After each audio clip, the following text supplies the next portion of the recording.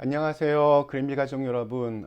오늘 화요일 아침 이렇게 매일 한 말씀으로 오늘 하루의 시작을 하나님의 말씀과 더불어서 동행하는 오늘 모든 분들에게 하나님께서 오늘 우리 하루의 삶을 조금 더 특별하게 만들어 주시고 또 조금 더 의미 있게 채워 가실 수 있기를 간절히 기원합니다. 네, 오늘은 저희가 마가복음 1장 12절에서 20절에 있는 말씀으로 이 아침을 시작하도록 하겠습니다. 성령이 곧 예수를 광야로 몰아내신지라 광야에서 40일을 계시면서 사탄에게 시험을 받으시며 들짐승과 함께 계시니 천사들이 수종 들더라.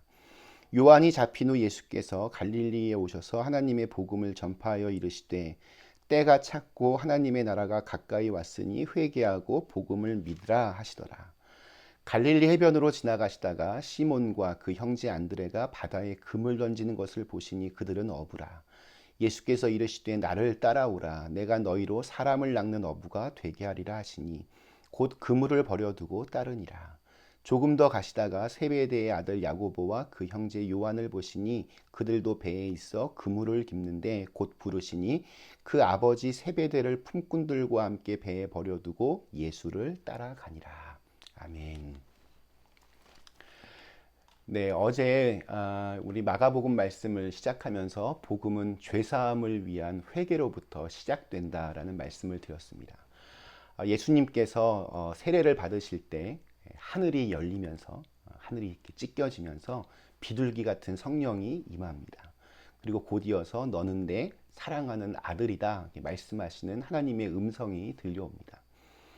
죄사함의 상징인 그 세례의 현장에서 성부, 성자, 성령, 삼위일체 하나님이 모두 그렇게 드러났습니다.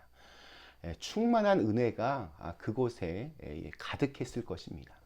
그리고 오늘 읽은 말씀에서 곧바로 예수님은 성령의 이끄심을 받아서 광야로 나가시고 그곳에서 마귀의 시험을 받게 됩니다. 이 말씀을 이렇게 보면서 이런 생각이 좀 들었습니다. 시험이 언제 오는가? 시험이 올 때는 우리가 믿음 생활을 이렇게 잘하고 있을 때 혹은 이제부터 한번 좀 신앙생활 잘해보자 이렇게 결심할 때 그때 시험이 오는 것 같습니다.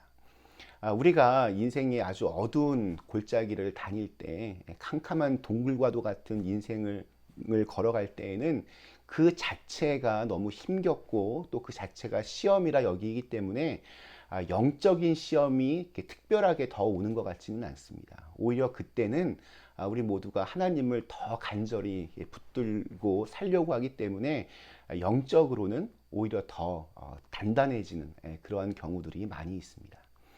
그러나 영적인 시험은 모든 일이 좀 잘 되는 것 같을 때, 평탄한 길을 걸을 때, 특별히 예수님의 이 행적처럼 세례를 받고 은혜를 받고 믿음의 결단을 해서 제대로 신앙생활을 시작하려고 할 때 바로 그때 시험이 찾아옵니다.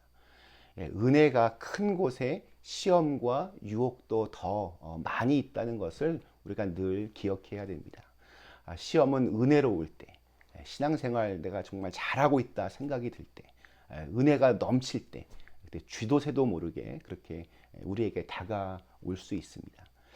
그런데 정말 중요한 것은 그 시험을 잘 이겨내면 믿음의 한 단계 업그레이드가 이루어진다는 것입니다. 광야에서 마귀에게 시험을 받으신 예수님은 우리가 잘 아는 대로 하나님의 말씀으로 이 세 가지의 치명적인 시험을 모두 다 이기셨습니다. 저 거친 세상으로 나가기 전에 광야에서 마음을 가다듬고 자신을 이기는 준비를 예수님께서 하셨고 이 마귀의 시험을 통해서 예수님은 더 단단해지셨습니다. 세상으로 나갈 준비를 끝내셨습니다. 이렇게 시험은 우리를 무너뜨리기도 하지만 또 우리를 더 강하게 만들어 주기도 합니다. 광야에서 영적인 준비를 끝내신 후 예수님은 드디어 세상을 향하여 첫 메시지를 선포하십니다. 14절과 15절의 말씀입니다. 요한이 잡힌 후 예수께서 갈릴리에 오셔서 하나님의 복음을 전파하여 이르시되 때가 찼고 하나님의 나라가 가까이 왔으니 회개하고 복음을 믿으라 하시더라. 네, 당시의 시대적인 상황 참 암울했습니다. 로마의 식민지 지배를 받았고 악의 세력은 여전히 강대해 보였습니다. 삶을 이렇게 옥죄어 오는 여러 문제들이 조금도 해결되지가 않았습니다. 우상 숭배, 탐욕, 권력의 힘은 여전히 강력했고 하나님의 뜻을 선포하는 사람들은 잡혀가고 모욕을 당하고 또 죽임을 당했습니다. 세례 요한도 그렇게 감옥에 갇혀 죽게 됩니다. 사랑과 나눔은 없고 조롱과 학대와 억압만이 있을 뿐이었습니다. 그러나 예수님께서는 이제 때가 되었다 선포하십니다. 만일 너희가 내가 선포하는 이 복음을 듣고 받아들이고 응답하여 믿고 삶을 돌이킨다면 이 세상 가운데 하나님의 나라가 임하는 것을 보게 될 것이다 선포하고 계십니다. 이게 돌직구라는 말이 있습니다. 뭐 이런 말 저런 말 이렇게 빙빙 돌려서 하지 않고 또 이런저런 눈치 보지 않고 곧장 한 번의 결론, 본론을 이렇게 말하는 것입니다. 예수님은 우리가 어떻게 하여야 구원을 받을 수 있는지 첫 외침에서 돌직구처럼 말씀하십니다. 회개하라, 복음을 믿으라. 성경에서 말하는 죄는 하나님과 이렇게 멀어진 관계를 의미합니다. 그렇기 때문에 과속으로 달리던 내 인생의 그 배를 멈추고 방향을 이렇게 돌이키는 것이 바로 회개입니다. 그리고 나 자신이 아닌 예수님을 인생의 선장으로 모시고 내 인생의 그 키를 선장이신 예수님께 내어드리고 따라가는 사람이 바로 그리스도인이고 또한 제자입니다.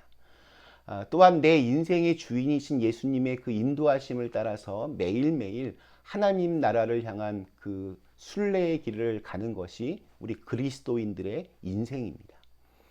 복음을 믿는다라고 하는 것은 예수님을 믿고 또한 예수님을 따라가는 것입니다. 그렇게 예수님을 믿고 따라가는 사람을 제자라고 부릅니다. 오늘 마지막으로 이렇게 살펴볼 내용이 그렇게 예수님을 믿고 예수님을 따르기로 결심한 예수님의 첫 제자들의 모습입니다. 시몬 베드로, 또 안드레 형제, 그리고 요한과 야고보 형제, 이렇게 네 명이 예수님의 첫 제자가 되었습니다. 그들의 공통점은 모두 갈릴리 어부들이었고 또 예수님의 부르심에 모두 그물과 배를 버려두고 즉각적으로 예수님을 따라갔습니다. 그들 모두 자신들이 해야 하는 일들을 묵묵히 하고 있을 때 그들은 주님의 부르심의 음성을 듣습니다. 예수님의 첫 번째 제자가 되는 이 영광스러운 자리는 어떠한 특별한 장소, 특별한 일을 하던 사람, 이런 게 아니었습니다. 우리는 주님이 우리를 찾아오시고 또 우리를 특별하게 부르시는 때는 아주 이렇게 특별한 때이고 뭐 장소 또한 그럴 것이라고 그렇게 생각합니다. 그런 생각 때문에 사람들은 하나님의 뜻을 찾을 때면 만사를 제쳐놓고 뭐 어디 이렇게 한적한 기도원에 가거나 자기만의 장소로 이렇게 들어갑니다. 뭐 그러다가 이상한 어떤 이단에 빠지는 사람들도 종종 있습니다. 그러나 주님의 부르심은 그렇게 이루어지지 않을 때가 많이 있습니다. 어부가 고기 잡는 것에 몰두하는 것은 결코 특별한 때가 아닙니다. 그 시간이야말로 어떻게 보면 가장 평범한 때이고 또한 가장 자신의 삶에 열심을 낼 때입니다. 주님께서는 근데 그런 것들을 묵묵히 보고 계십니다. 그리고 거기서 우리를 부르십니다. 바로 그 자리에서 우리의 부르심이 결정이 됩니다. 왜냐하면 하나님께서는 바로 거기서 하나님 나라를 위한 우리의 자리를 보시기 때문입니다. 오늘 하루 분명히 우리를 부르시는 주님의 음성이 있을 것입니다. 그분의 부르심 속에서 참된 삶의 의미와 영광을 회복하며 살아가실 수 있기를 간절히 축원합니다. 잠시 함께 기도하시겠습니다. 언제나 우리를 부르시는 전능하신 하나님, 오늘 우리 예수님의 첫 메시지 회개하고 복음을 믿으라. 지금 우리가 살고 있는 세상도 참 너무나 어둡고 캄캄하기만 합니다. 이러할 때 우리 예수님을 우리 인생의 주인으로 모시고 선장으로 모시고 그렇게 하루하루 예수님과 함께 우리의 길을 걸어갈 수 있게 하여 주시옵소서. 오늘 첫 번째 제자로 부르심을 받은 우리 베드로, 안드레, 요한, 야고보, 그들은 뭐 어떤 특별한 어떤 일을 할 때 예수님의 부르심을 받지 않았습니다. 가장 평범하게, 가장 자신들이 해야 할 일들을 할 때 예수님의 부르심을 받았습니다. 오늘 우리의 삶 속에서도 우리가 해야 할 일들, 정말 가장 평범하게 또 가장 열심히 일하는 그 현장에서 또 주님의 음성을 들을 수 있는 그런 귀한 은혜가 있게 하여 주시옵소서. 예수님의 이름으로 간절히 기도드리옵나이다. 아멘.